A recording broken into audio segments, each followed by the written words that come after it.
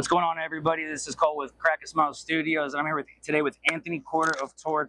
Just to catch up real quick. What's going on, bud? I'm smiling because I'm out on tour with Striper right now, doing acoustic shows. Can't believe it. Played down in Georgia. We're in North Carolina now for 2 nights. So I'm on top of the world, man. I'm out promoting the 35th anniversary of the Tour Surprise Attack record. Came out 35 years ago in May, which I can't believe I'm saying that. And we also put out a Best of the Rest new project. It has 4 new singles on it and some of our outtakes from our previous recording sessions from back in the day. Nice. So we're super happy. I'm promoting that tonight. And just happy to be playing, man. These acoustic shows is storyteller kind of setup. Right. And most of the people out on the road see the band, the 4 of us jump out, on stage and do our thing. But in these shows, it's a little more intimate, and I can talk to them about the people behind the scenes, our producers, Joe Hardy, Paul Ebersole, John Hampton, that were all worked out of Ardent Studios. If you guys aren't familiar with Ardent Studios, go check it out. It's a really historical place in Memphis. We grew up there. John Fry was kind of a father figure to our band, introduced us in the music industry. And also, he produced Big Star. I don't know if you guys follow Big Star, but you should look those guys up. Really pristine recordings. They were chasing the Beatles production style and stuff out of Memphis. And their recordings stand the test of time now. So we're thinking about all those guys, all the songwriters behind the scenes that we work with. Right.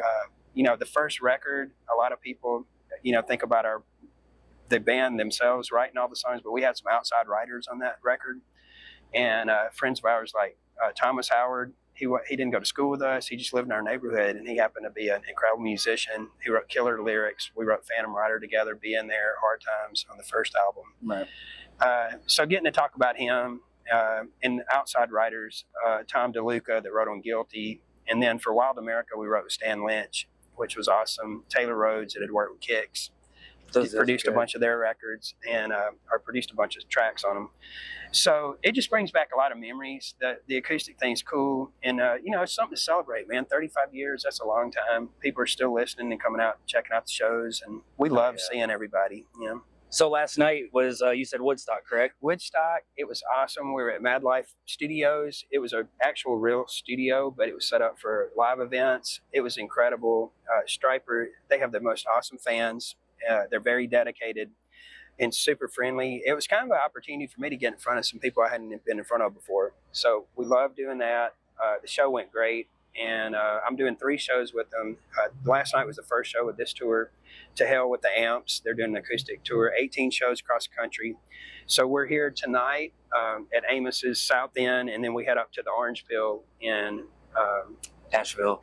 Yeah. I'm trying to remember where I am right now. Yeah, it's a nice little area up there, man. It's beautiful. I got lost just looking at everything today. It's beautiful and happy, and just, man, I'm just grateful to be playing. I love it. I still love it as much as I did when I first started strumming guitar on the side of my bed, and feel very lucky that I can get out. I feel good. My voice feels good right now, and had an open window opportunity to get out and do some singing. So I always want to go if I can. So yeah, the first time we were talking about that before. The first time I saw you was with Ted out in Georgia. Yeah, that was pretty incredible. That's the first time I had ever seen you. I was just like, oh man, it's really fun. You get awesome to do surprise people. We kind of can mess around with the arrangements, when you do it on acoustic yourself. Right. It sounds different. You see people's faces that they get surprised when they realize what song it is. That's really fun. And going with Ted, I've done some shows with Ted and Tony Harnell, Eric Martin. And it's fun stacking us all together. They're all crazy. They're super talented, man. Their voices are still really killer, and they're amazing with the audience. They get everybody involved singing and interacting with them. So it's just fun, man. I'm enjoying it. And I feel really lucky too that our band is still putting out music, still the 4 original guys. We all went to high school together, so we've known each other our whole life. And Patrick and Keith, the bass player and guitar player, have known each other since they were probably 8 or 10 years old. So they've known each other their whole life. So right, that's for us to keep playing music, we just enjoy, even if we're just doing it for us, to get together and create music and record and all that kind of stuff. We still love it, and we're still passionate about it. And I love seeing the audience. I miss playing and when I'm home. And we kind of raised our families. We kind of pulled back to be around for our children and stuff. So getting back out on the road got pretty serious, I guess. Back in 2018, we started recording a new project, the first one in like 20 years. And we went all the way from Maine all the way out to California, playing little clubs and stuff, like the old days, and just to go back and meet the promoters and see the audience. And it's a big commitment, time and everything. But we've always been family first, and we didn't want to miss anything. So now that our children are kind of getting up and they're independent and they're okay and they're doing their own stuff, we got an opportunity to get back out and play again. So are there any big shows coming up as far as like the band at the end of the year? Yes, we're celebrating this 35th anniversary throughout the year. So all the way through next May, we'll be, scheduling shows. But we'll probably be at the Mountain Music Festival. It's coming up in August, the 23rd, 24th, and 25th of August. Monsters on the Mountain up there? Yeah. Okay. They now call it the Mountain Music Festival. Okay. And it's going to be an ongoing thing. And then we're in some kind of rotation with the Monsters of Rock cruise. We get on that every couple of years and go and see the audience. And I hear those are pretty fun. Oh my gosh. If anybody watching, if you've never been on this rock and roll cruise, Monsters of Rock cruise, you got to go. It's your tribe, man. It's like 3,000 crazy people crammed on a boat. There's about 30 bands. The music starts at 11, acoustic by the pool, and then it's just full-blown rock and roll starting about noon until midnight, or after, way over into the morning. And it's a lot of interaction with the bands. You have access to musicians. They're doing artwork with you. They're doing who can shred. They do a competition playing guitars. They do events where we all jump on stage together and play, interact with other band members and stuff, where we jump up. I did one that was geared towards Aerosmith. Last time I did Toys in the Attic. Keith and I jumped up with some other musicians and played that. And but you have access to each other, and it's just like a community that they've created, this culture of everybody getting together. They've been doing it for a long time. It's very dialed in. It's just so fun. Everybody kind of plans their year around it. The people are repeat, customers that keep going back out on those cruises, and they kind of plan their event to be together with each other on there and just celebrate music and being alive, man, having a good time with music. Well, you heard it here first. He said it. You better go next time. Yeah, that's right, man. You got to go see it. It's awesome. So I got to check this out. So I want to play a little game, right? Okay. All right. So this is being the first game of this type on this type of, interview. What we're going to do is we're going to create the Dream Team band for you. Whoa. Your Dream Team band. Oh, my God. Living or dead, doesn't matter. Your Dream Team band. So musicians that I was inspired by or looked up to that would all play together. Yep. Gosh, well, you could be in the band too. This is hard. I think Steve Marriott would be the singer. I like him from Humble Pie. If y'all hadn't checked that out, check him out. Man, guitar is so hard. Oh my gosh. This is a really hard question. That's a good question. Depends on like what kind of mood I'm going for. I was a huge Zeppelin fan, so Jimmy Page's up there. I'll give you two guitarists just to make it a rhythm and a lead in there as well. Yeah, there's a video of Jimmy Page and Joe Perry with Steven Tyler singing Train Kept A-Rollin'. That's a pretty great team up, those guys.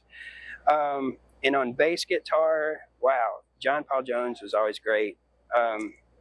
There's so many people flashing through my head right now. I mean, the singers, come on, man.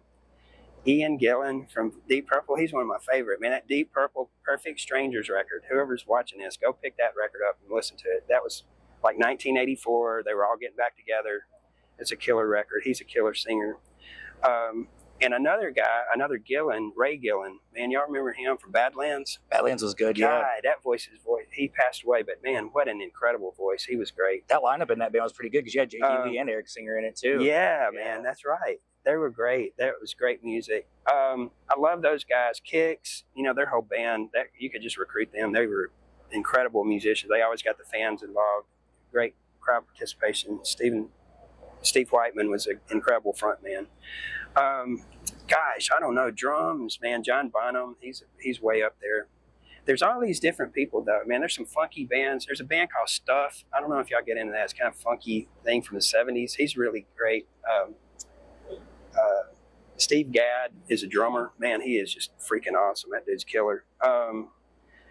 Nate Smith is a killer drummer. Man, I'd love to jam with that guy. All right, so, man, we could sit here all day. I could just keep going through my head. I still love it, man. I'm still a huge fan of music. I still get turned on to different styles of music. My children, have grown up and they're getting into stuff. There was a band called the Lemon Twigs. I don't know if y'all ever heard of them or saw them. They're pretty freaked out. And it was like Queen and the Beatles and his two brothers. And they were just, I just watched for like an hour at a club in Nashville.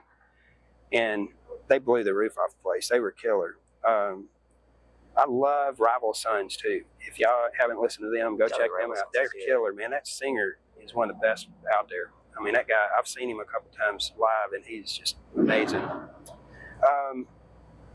It's really hard. I don't know. I'm always looking. That's a good question. That's a really good question.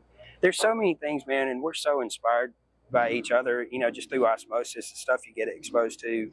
You hear riffs at people's, you know, Ray Charles and Al Green and freaking Aretha Franklin, all those great singers. You start thinking about, man, I wish I could cop that. Or Etta James, the vibe she's got. Ruth Brown, she's awesome.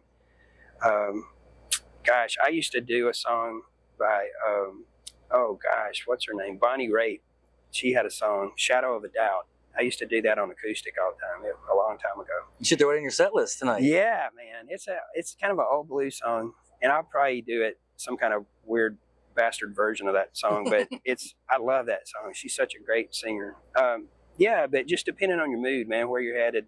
You know, I listen to everything. My family was like porch pickers when I was growing up. We're all from Mississippi down in the Delta, and they did it just for entertainment. Nobody ever had done it as a profession before. And so they were all super talented. My mom played piano, Uncle Nat played guitar. They all sang harmonies. It was 3 sisters and a brother. And they did gospel, rhythm and blues, rock and roll, you know, singer, songwriter. They would do, you know, everything. My aunt's one of the best singers. I mean, still, she's older than me, and her voice is still incredible. She can sing anything.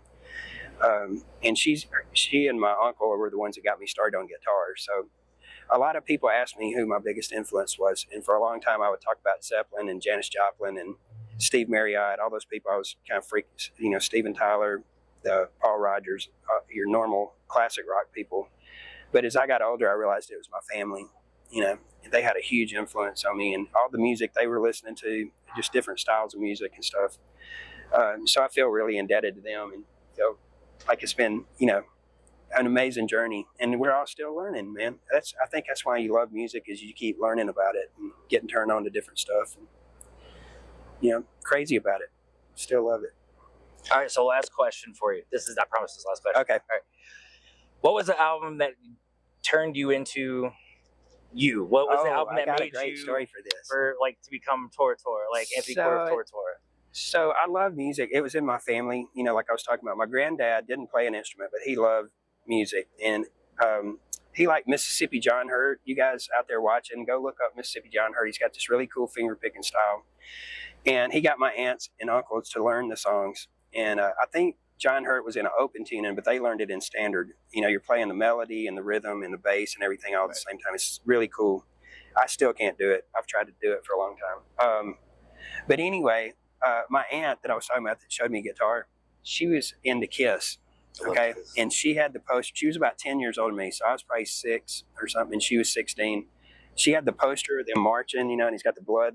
It's the 1976. The bicentennial. It's the bicentennial thing. So that's on the wall. And she had a song come on, and it starts off with these little voices. It sounds like demons like talking. And when I was little, I just ran out of the room. It scared me. I was like, what is this? This is freaking me out. But then I said, I got to go back in there. I was like, what is this? What's going on? And it went in, and it was God of Thunder. Okay. But then I freaked out because I heard Shout It Out Loud. I heard Detroit Rock City. Beth was on there, the slow song. But I just started getting into that.